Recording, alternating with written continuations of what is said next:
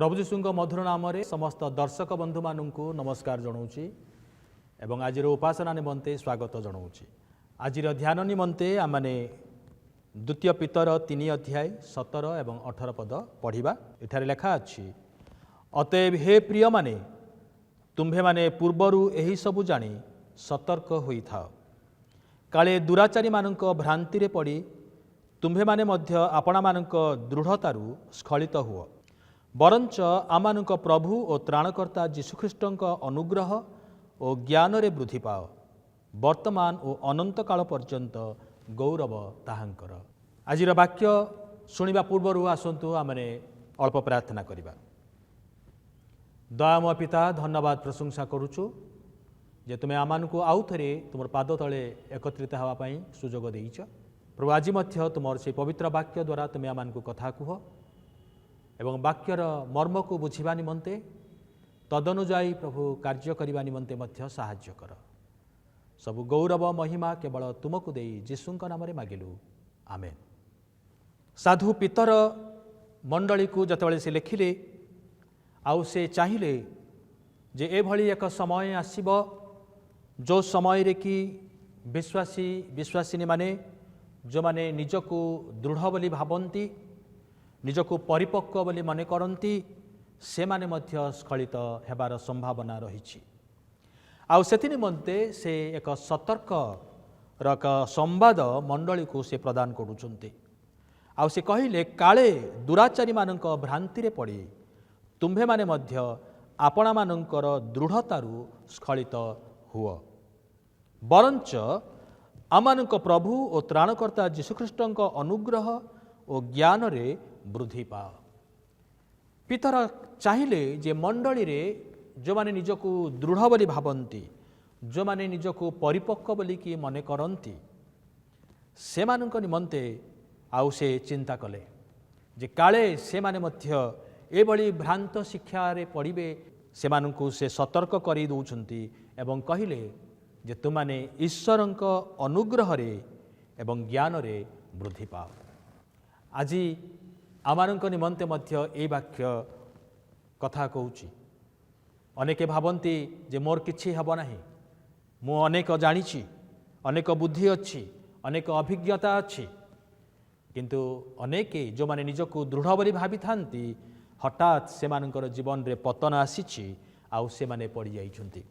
तेणु दिन थाउ थाउ आमने सतर्क हबा एवं प्रभुंकर एई वाक्य को आमने आउ थरे सावधानता सहित शुणिबा एवं वाक्य आज आमको कौन कहवाकू जाऊँगी ताहा मध्य आमने अनुभव करने को चेष्टा करिबा। ईश्वरंकर अनुग्रह आ ज्ञान रे वृद्धि पाइबार आवश्यक रही। आत्मिक अभिवृद्धि निमंते 4टी आध्यात्मिक शिक्षा विषय रे आमने अल्प समय आमने चिंता करिबा। ईश्वर आउ से जे कि अपरिवर्तनीय परमेश्वर अटंती, से मध्य जतेबेले जगत को आसिले आउ तांकर पुत्र प्रभु जीशु जतेबेले जन्म हेले, मनुष्य रूप रे जन्म हेले, लूक तांकर सुसमाचार रे 2 अध्याय 52 पदरे आउ से कहिले आउ जीशु ज्ञान रे और शरीर रे पुणी ईश्वरंक और मनुष्य मानकर अनुग्रह रे वृद्धि पाइले। ईश्वर हेले मध्य जतेबेले से मनुष्य रूप रे जगत को आसिले सेतेबेले तांकर वृद्धि पाइबार आवश्यक थिला। से शरीर रे वृद्धि पाइले, ईश्वरंकर ज्ञान रे वृद्धि पाइले एवं उभय ईश्वर एवं मनुष्य मानकर अनुग्रह रे वृद्धि पाइले। आउ से वृद्धि पाइले किभली भाव रे वृद्धि पाइले, एवरी पुस्तकर लेखक 5 अध्याय 8 एवं 9 पदरे आउ से कहती, पुत्र हेले हैं दुख भोग द्वारा आज्ञाबहता शिक्षा कले, पुणी सिद्ध होई निज आज्ञाकारी मानक प्रति अनंत परित्राणर कारण स्वरूप हेले। जतेले ख्रीष्टीय जीवन विषय रे कथा आसे आमानंकु से जीशुंकु अनुसरण करू बोली आमने कहू, आमने तांकु आमने अनुसरण करिबा एवं तांकर जीवन को आमने देखिबा जे से मध्य बढ़िबा निमंते शिक्षा लाभ कले। दुख भोग द्वारा निजे क्लेश पाइबा द्वारा सिद्ध हेबा पर्यंत से पितांकर आज्ञाकारी हेले एवं से वृद्धि लाभ कले।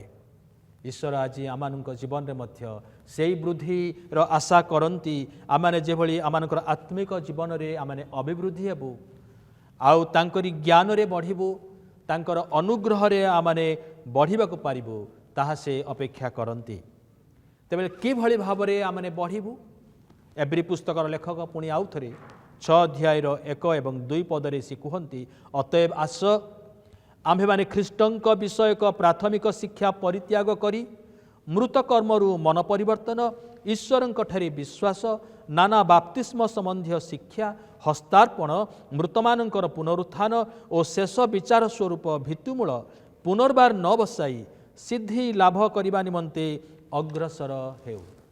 जदि आपण जदि अग्रसर हेई नाहंती 10 वर्ष तले जो प्रकार जीवन यापन करुथिले आज मध्य सेही भली जीवन यापन करुछंती कौन सी परिवर्तन देखा जाऊ नाही ताहेले आपणकर वृद्धि पाइबार समय आसी जाइछि। आउ एई वाक्य द्वारा प्रभु आज आपण को कथा कहिया पई चाहंती हुए तो पुराना विषय को आपण जाबुड़ी धरिछंती जाकु लेखा अछि प्राथमिक शिक्षा एलिमेंटरी टीचिंग बोली कि कहा जाउछि। आउ ये प्राथमिक शिक्षा गुड़िक कौन ना ईश्वरंक ठारे विश्वास करिबा मृत कर्मरु मन परिवर्तन करिबा एवं नाना प्रकार जो बाप्तिस्म संबंधी शिक्षा गुड़िक अनेक से गुड़िक एते से माने निजको सामिल करती वाद विवाद पर्यंत कथा जाए एवं से माने विभाजित हो जाती मंडली को विभाजन करती। जदि अन्य वाक्य जदि आमने कहिबा जे आमानकर वृद्धि कि भली हबो ना 2 करंती 3:18 पदरे प्रेरित पाउल कहती किंतु आम्भे माने समस्ते अनाच्छादित मुखरे दर्पण रे देखिबा परी प्रभुंक गौरव देखु देखु गौरवयुक्त अवस्थारु अधिक गौरवयुक्त अवस्था प्राप्त होई ताहांक सेही मूर्ति रे परिवर्तित हेउअछु जणु प्रभु जे कि आत्मा ताहांक ठारू एही सबु हेउअछि। प्रेरित पाउल कहिले जे दिन थिला माने अनाच्छादित मुखरे दर्पण रे देखिबा भली निज प्रतिबिंब को आमने देखुथिलु किंतु वर्तमान समय आमने तांको मुखामुखी आमने देखिबु गोटे अवस्थारु आउ गोटे गौरवमय अवस्था को आमने परिवर्तित हबु। आमने ख्रीष्टीय जीवन एक परिवर्तित जीवन हब ख्रीष्टीय जीवन एक वृद्धि पाउथिबार जीवन हब गोटे अवस्थारु आउ गोटे अवस्था गोटे सोपानरु आउ गोटे सोपान को बढ़िबार आवश्यकता रही। तेणु आज आमने ए 4टी विषय को आमने देखिबा 4टी सोपान को देखिबा 4 प्रकार श्रृंखला को आमने चिंता करिबा 4 डिसिप्लिन आउ जहा द्वारा आम माने आग को आमने बढ़िबा आमानकर जीवन रे वृद्धि हेबाकु पारिबो। जोहन 15 अध्याय 1-8 पद मु पढ़ुछि लेखा अछि मु प्रकृत द्राक्षालता पुणी मोहर पिता कृषक मो ठारे थिबा जे कोनसी शाखा फल न फळे ताहा से काटी पकांती आउ जे कोनसी शाखा फल फळे अधिक फल फलिबा निमंते से ताहा परिष्कार करंती। मु तुमानकु जे वाक्य कहि अछि सेथि जगु तुम्हे माने परिष्कृत होई सारिअछ मो ठारे रुह सेथिरे मु तुमानक ठारे रहिबी शाखा जेपरि द्राक्षालतारे न रहिले निजरु फल फली पारे नाही सेपरि तुम्हे माने मध्य मो ठारे न रहिले फल फली पार नाही। मु द्राक्षालता तुम्हे माने शाखा जे मो ठारे रहे ओ मु जहा ठारे रहे से प्रचुर फल फले कारण मो बिना तुम्हे माने किछि करि पार नाही। जे कही जबे मो ठारे न रहे ताहेले से शाखा परी बाहरे पकाई दिया जाए और सुखी जाए पुणी लोके से गुड़ाक एकाठी करी नियारे पकाई दियंती और से गुड़ाक पोड़ी जाए।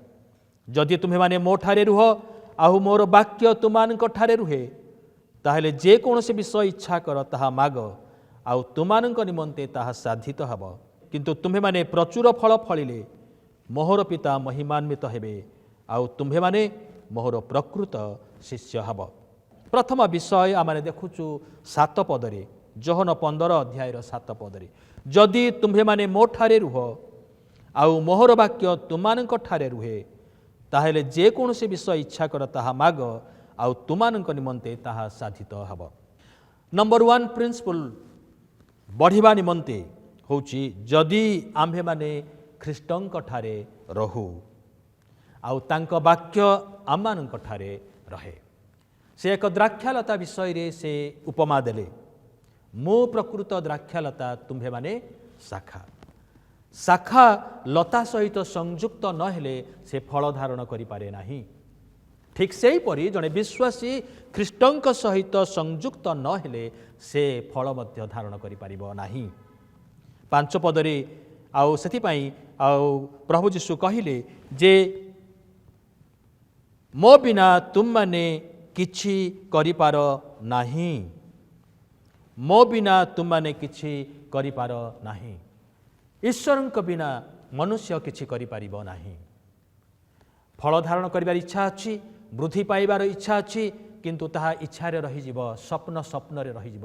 ଯେଉଁ ପର୍ଯ୍ୟନ୍ତ ଆମେ ଈଶ୍ୱରଙ୍କ ସହିତ ସଂଯୁକ୍ତ ହେଇନାହୁଁ, ଯେ କି ଆମମାନଙ୍କର ସୋର୍ସ, ସେହି ପର୍ଯ୍ୟନ୍ତ ଆମେ ଫଳ ଧାରଣ କରିପାରିବୁ ନାହିଁ। ଈଶ୍ୱରଙ୍କର ସହିତ ରହିବୁ, ତାଙ୍କର ବାକ୍ୟରେ ରହିବୁ, ଆଉ ସେତେବେଳେ ଆମେ ଫଳ ଧାରଣ ଆମେ କରିବୁ।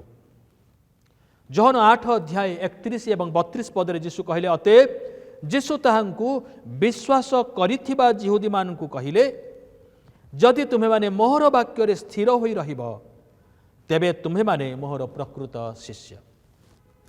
ଜଣେ ବିଶ୍ୱାସୀ ବା ବିଶ୍ୱାସିନୀ ଯେତେବେଳେ ଖ୍ରୀଷ୍ଟଙ୍କ ସହିତ ରୁହେ, ରହିବାର ଅର୍ଥ ନୁହେଁ ଯେ ତାଙ୍କୁ ଜାଣିବା, ରହିବାର ଅର୍ଥ ନୁହେଁ ତାଙ୍କ ବିଷୟରେ ପ୍ରଚାର କରିବା। ରହିବାର ଅର୍ଥ ହେଉଛି କନେକ୍ଟେଡ୍ ରହିବା, ସଂଯୁକ୍ତ ରହିବା। କାରଣ ଏଇଠି ପ୍ରଭୁ ଯୀଶୁ ଏଭଳି ଲୋକମାନଙ୍କୁ କହୁଛନ୍ତି ଯେଉଁମାନେ ଖ୍ରୀଷ୍ଟଙ୍କୁ ବିଶ୍ୱାସ କରିଥିଲେ, ସେମାନଙ୍କୁ ସେ କହୁଛନ୍ତି। ଯୀଶୁଙ୍କର ସହିତ ହଜାର ହଜାର ଲୋକଙ୍କର ସମାଗମ ପ୍ରତ୍ୟେକ ଦିନ ହେଉଥିଲା, କିନ୍ତୁ ପ୍ରତ୍ୟେକେ ଯୀଶୁଙ୍କର ଶିଷ୍ୟ ଶିଷ୍ୟା ନଥିଲେ। ଅନେକ ମିରାକଲ ଦେଖିବା ପାଇଁ ଯାଉଥିଲେ, ଅନେକ ରୋଟି ଖାଇବା ପାଇଁ ଯାଉଥିଲେ, ଅନେକ ଛିଦ୍ର ଅନ୍ୱେଷଣ କରିବାକୁ ଯାଉଥିଲେ, ସମସ୍ତେ ତାଙ୍କର ଅନୁସରଣ କରୁନଥିଲେ। ଏଇଠି ଏଭଳି କିଛି ଲୋକ ଥିଲେ ଯେଉଁମାନେ ଯୀଶୁଙ୍କୁ ବିଶ୍ୱାସ କରୁଥିଲେ, ଆଉ ସେମାନଙ୍କୁ ଆଉ ସେ ଏଇ କଥା ସେ କହୁଛନ୍ତି ଯେ ତୁମମାନେ ଯଦି ମୋ ବାକ୍ୟରେ ସ୍ଥିର ହୋଇ ରହିବ ନାହିଁ, ତେବେ ତୁମେ ମୋର ପ୍ରକୃତ ଶିଷ୍ୟ ହେଇପାରିବ ନାହିଁ। ଆଇଡେଣ୍ଟିଟି, ଯେ ମୁଁ ଖ୍ରୀଷ୍ଟଙ୍କର ଶିଷ୍ୟ, ଏଇଟା ମୋର ପରିଚୟ। ଏଇ ପରିଚୟ ଆସିବ ଯେତେବେଳେ ଖ୍ରୀଷ୍ଟଙ୍କର ବାକ୍ୟ ଅନୁସାରେ ମୁଁ ଜୀବନଯାପନ କରିବାକୁ ପାରିବି। କାରଣ ଖ୍ରୀଷ୍ଟଙ୍କର ବାକ୍ୟ ଆମମାନଙ୍କୁ ଖାଦ୍ୟ ସ୍ୱରୂପେ ଶକ୍ତି ପ୍ରଦାନ କରେ ଏବଂ ଈଶ୍ୱରଙ୍କ ସହିତ ଆମମାନଙ୍କୁ ସଂଯୁକ୍ତ କରେ।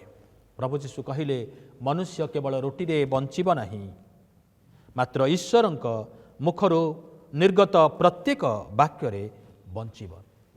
ଈଶ୍ୱରଙ୍କର ବାକ୍ୟ ଖାଦ୍ୟ, ଆଉ ଯାହା ଆମମାନଙ୍କର ଜୀବନରେ ବୃଦ୍ଧି ପାଇବାରେ ସାହାଯ୍ୟ କରେ, ଆମମାନଙ୍କୁ ଶକ୍ତିଯୁକ୍ତ କରେ, ଆମମାନଙ୍କୁ ମଜବୁତ କରେ ଏବଂ ଆମମାନଙ୍କୁ ପ୍ରତିରୋଧକ ଶକ୍ତି ମଧ୍ୟ ଆମମାନଙ୍କର ଜୀବନରେ ବଢ଼େଇ ଦିଏ। ସେଥିପାଇଁ ତ ପିତର ତାଙ୍କର ପ୍ରଥମ ପତ୍ରରେ 2 ଅଧ୍ୟାୟର 3 ପଦରେ ସେ କୁହନ୍ତି, ନବଜାତ ଶିଶୁ ତୁଲ୍ୟ ପାରମାର୍ଥିକ ଅମିଶ୍ରିତ ଦୁଗ୍ଧ ପାନ କରିବାକୁ ଇଚ୍ଛା କର, ଯେପରି ତଦ୍ୱାରା ପରିତ୍ରାଣାର୍ଥେ ବୃଦ୍ଧି ପାଇପାର।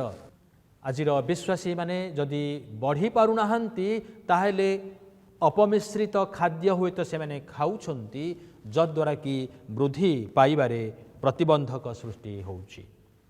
ବାଇବେଲ କୁହେ ଅମିଶ୍ରିତ ଦୁଗ୍ଧ ପାନ କରିବାକୁ।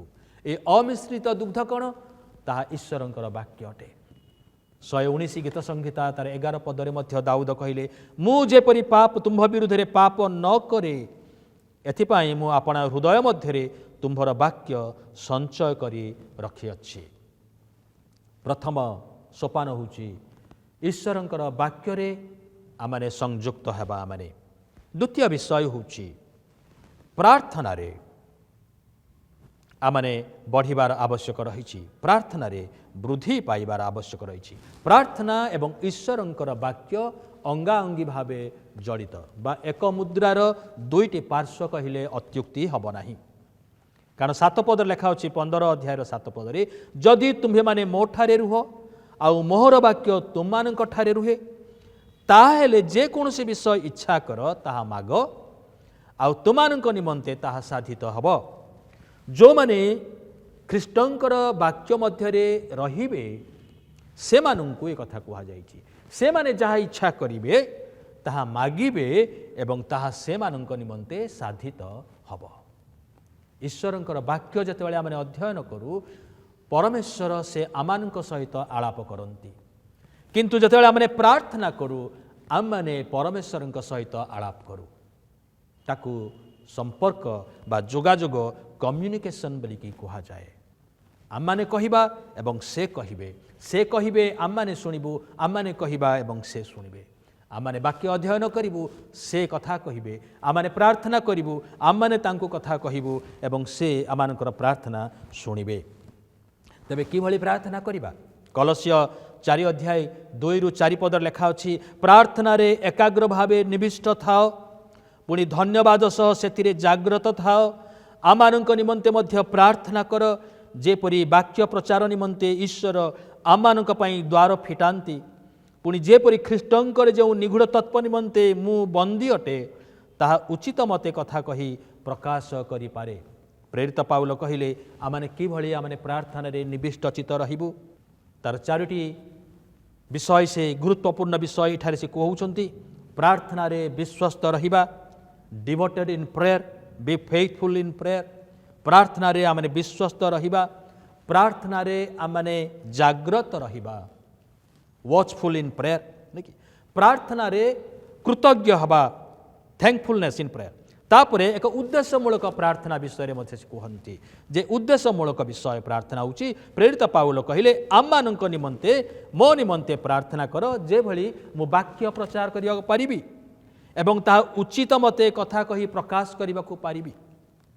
ତା ଆମମାନଙ୍କୁ ତୃତୀୟ ପଏଣ୍ଟକୁ ନେଇଯାଉଛି ଯେ ଆମମାନେ ପ୍ରାର୍ଥନା କରିବୁ ଅନ୍ୟମାନଙ୍କ ନିକଟରେ ବାକ୍ୟ ପ୍ରଚାର କରିବା ପାଇଁ, ଇଭାଞ୍ଜେଲିଜମ୍ ବୋଲିକି ଯାହାକୁ କୁହାଯାଉଛି। ଅନ୍ୟମାନଙ୍କ ନିକଟରେ ଆମମାନେ ସାକ୍ଷ୍ୟ ବହନ କରିବୁ। ଆମମାନେ ଆଉ ସେତେବେଳେ ଆମେ ଈଶ୍ୱରଙ୍କର ଜ୍ଞାନରେ ଏବଂ ଅନୁଗ୍ରହରେ ଆମମାନେ ବୃଦ୍ଧି ପାଇପାରିବା। ଆସନ୍ତୁ ଆମମାନେ ଅଳ୍ପ ପ୍ରାର୍ଥନା କରିବା। ପ୍ରେମୀ ସ୍ୱର୍ଗସ୍ଥ ପିତା, ଆମେ ଧନ୍ୟବାଦ ଦେଉଛୁ ତୁମର ବାକ୍ୟ ନିମନ୍ତେ। এই ବାକ୍ୟ ଅନେକଙ୍କର ଜୀବନରେ କଥା କହୁ ଏବଂ ପରିବର୍ତ୍ତନ କରୁ ଏବଂ ଆଶୀର୍ବାଦ ମଧ୍ୟ ଆଣିଦେଉ। ସବୁ ଗୌରବ କେବଳ ତୁମକୁ ଦେଇ ଯୀଶୁଙ୍କ ନାମରେ ମାଗିଲୁ, ଆମେନ୍। ଏତେବେଳେ ପିତା ଈଶ୍ୱରଙ୍କ ପ୍ରେମ, ପୁତ୍ର ଯୀଶୁଙ୍କର ଅନୁଗ୍ରହ ଏବଂ ଦୟା, ପବିତ୍ର ଆତ୍ମା ତୁମର ଶାନ୍ତି, ଶକ୍ତି ଏବଂ ସୁମଧୁର ସହଭାଗିତା ଆଜିଠାରୁ ତୁମର ଆଗମନ ପର୍ଯ୍ୟନ୍ତ ପ୍ରତ୍ୟେକ ଖ୍ରୀଷ୍ଟ ବିଶ୍ୱାସୀ ଏବଂ ବିଶ୍ୱାସିନୀମାନଙ୍କ ସହିତରେ ରହି କଲ୍ୟାଣ ଏବଂ ଉପକାର କରନ୍ତୁ, ଆମେନ୍।